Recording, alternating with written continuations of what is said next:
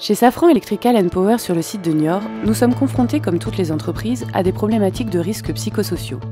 Ces risques peuvent se manifester par du stress, des violences internes ou des conflits avec des fournisseurs ou des clients.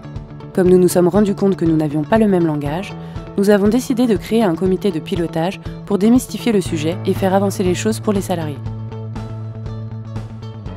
Pour que la démarche de prévention des risques psychosociaux puisse fonctionner, il est essentiel d'avoir un engagement visible de la direction. Les membres du comité de pilotage m'ont présenté le fruit de leur travail suite à la formation qu'ils ont réalisée auprès de la CARSAT.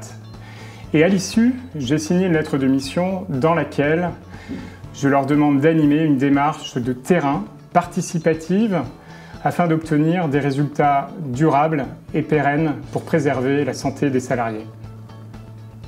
On a souhaité mettre en place un comité de pilotage pluridisciplinaire et paritaire où toutes les activités professionnelles et le comité social et économique se retrouvaient et étaient représentés.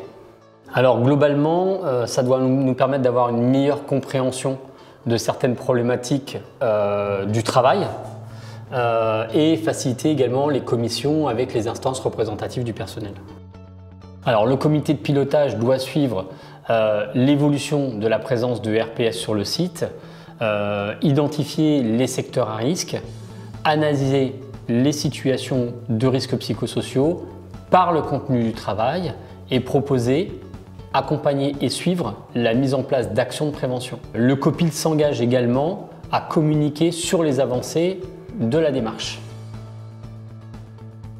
La première chose, c'était un besoin de monter en compétence sur le sujet des risques psychosociaux, un sujet qui était un peu nébuleux pour l'ensemble des membres du COPIL, et d'avoir une vision commune sur ce sujet et sur ce que nous souhaitions faire par la suite.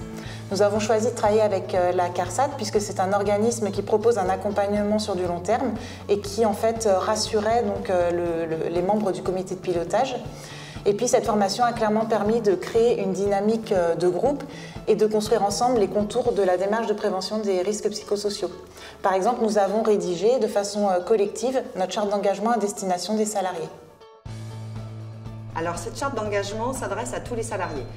On s'est mis d'accord sur le quoi faire, c'est-à-dire mener des entretiens, aller sur les postes de travail pour observer, pour mieux comprendre les dysfonctionnements pouvant être liés au RPS. Alors donc d'abord, préserver l'anonymat. Pour moi, c'est quelque chose de très important, que chaque salarié se sent en confiance. Faire participer sur la base du volontariat. On est tous d'accord de venir pouvoir aider justement volontairement. Communiquer régulièrement. On veut absolument que les salariés voient qu'on travaille dessus, que l'on n'est pas...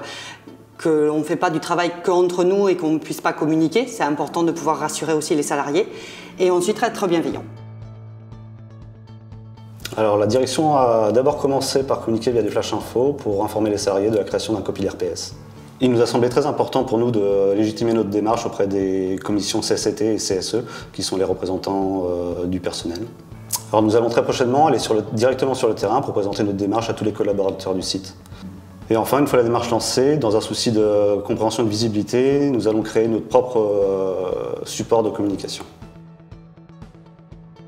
Alors aujourd'hui, nous sommes tous formés pour analyser le contenu du travail.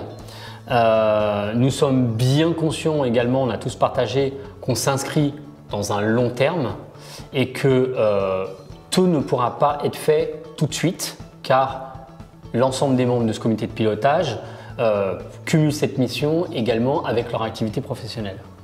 Ensemble, nous nous sommes engagés à commencer par 1 à 2 analyses par an.